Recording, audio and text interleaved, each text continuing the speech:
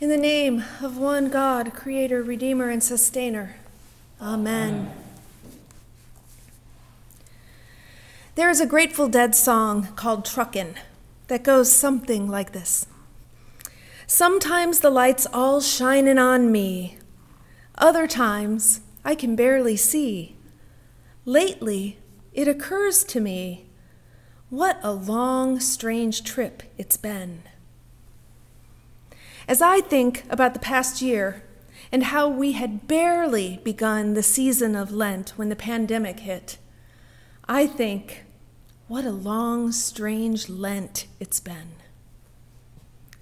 None of us could have imagined the wilderness into which we would be thrust, nor how long this wilderness would last.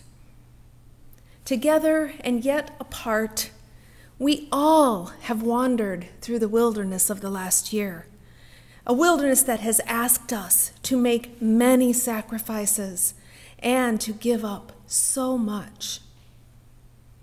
And so it might make sense that some would suggest that we just skip the season of Lent completely. Bypassing the wilderness, heading straight into the joy of Easter might sound appealing, especially if we see Lent as a season that demands that we give up more, that we do without, that we must sit longer in the wilderness. I think that we need Lent now more than ever. For Lent is a season in which the gifts of the Spirit can be found.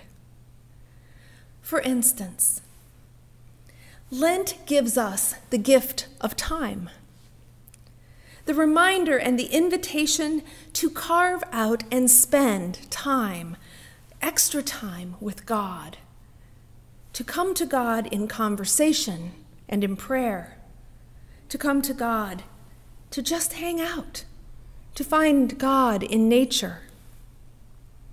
Lent gives us time for this. Lent also gives us the gift of space. Within the season is an open invitation to step into a space of inquiry, a space of wondering, a space of considering. It invites us to look and to sit with all that bubbles up within us and around us, and then to consider what those things might mean to us and to our lives.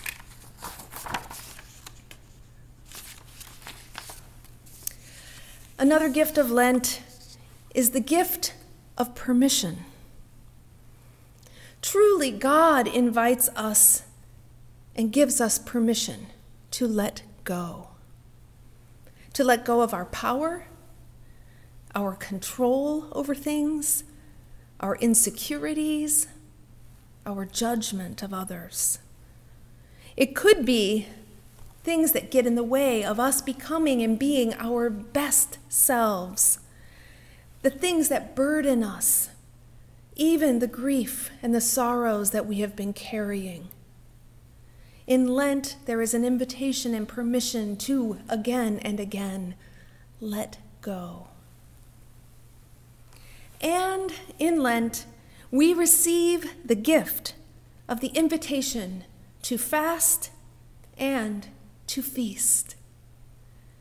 This sacred rhythm of identifying and then stepping apart from that which does not serve us or others, and then returning to God to be fed, is a rhythm that is central to our life as Episcopalians. It is important in our tradition, and it is a rhythm that I would love to invite you to enjoy and engage during the season of Lent, the fasting and the feasting.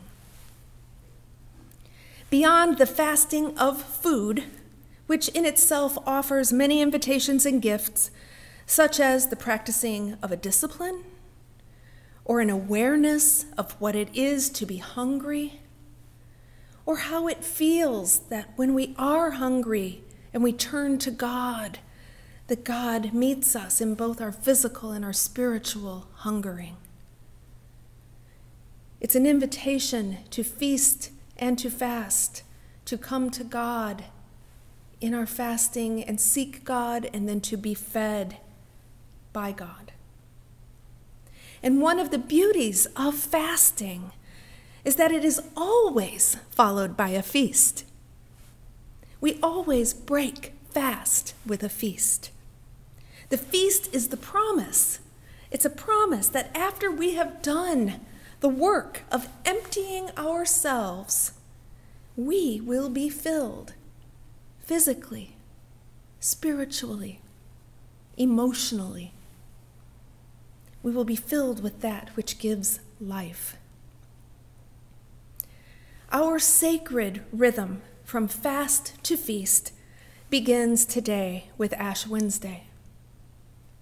Here we may pour out all that burdens us, and we may heed the invitation to step into a season where we are called to continue to reflect and to let go.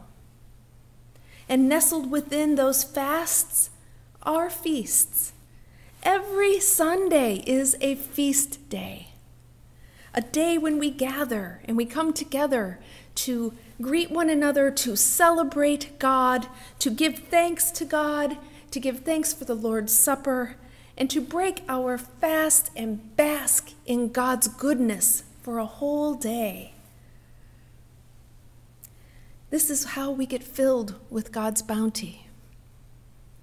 And as we are filled, we see that God is with us in the quiet solitude and secret places of our fasting, and in the fullness of the feast.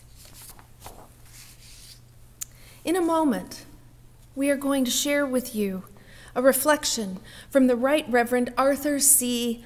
Lichtenberger, a former presiding bishop of the Episcopal Church. Years ago, in a sermon, he offered a beautiful invitation into the rhythm of fasting and feasting. As Lewis comes and speaks the words that he wrote, I invite you to sit back and get comfortable, to close your eyes, and to listen. Just listen. And as you listen, notice what word or what phrase arises that speaks to you or that resonates with you or that calls up something within you. And then later, take some time to think about it and pray about it. And think and pray about how God is calling you into fasting and feasting this Lenten season. And now, Lewis will offer us the words of Bishop Lichtenberger.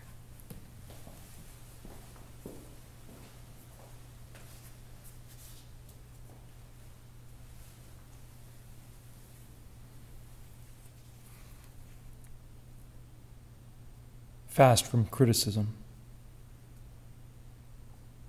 Feast on praise. Fast from self-pity. And feast on joy. Fast from ill temper. And feast on peace.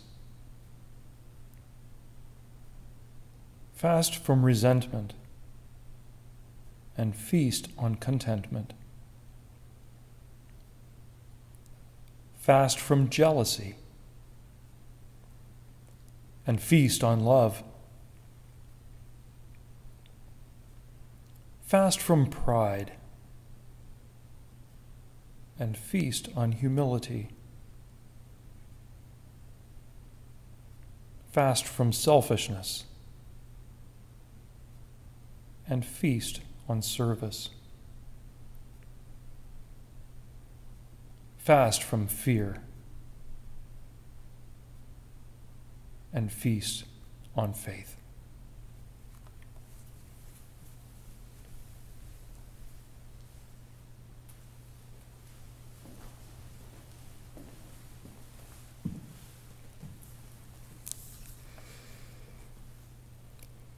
It has been a long year. in so many ways.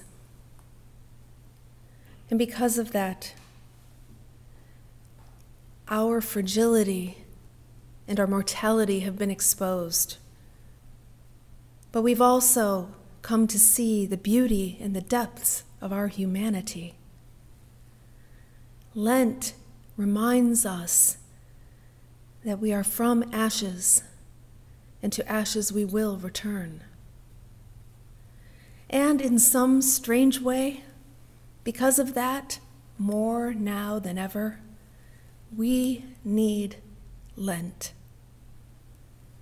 We need to return to the Lord our God, for as Joel said, he is gracious and merciful, slow to anger, abounding in steadfast love, and will not judge.